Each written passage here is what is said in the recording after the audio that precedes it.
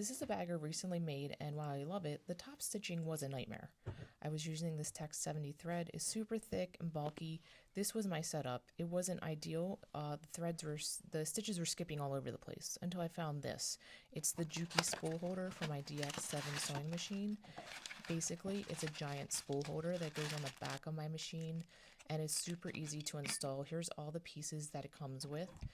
I'm going to show you how I installed it. You just simply screw this plate onto the back, and then you take that spool holder and you just snap it on. I like the instructions. It says, wait till you hear the snick. Did you hear that? A puppy demanded that I stop what I was doing and play with him for like 5 seconds until he was bored with me. So back to business. Here I am putting the thread guide in. You're going to need this. It extends way high. You put the spool there, change to dark thread so you can actually see it, and now you just simply thread your machine this way. Now I won't have to worry about any more skip stitches. I'm ready to sew.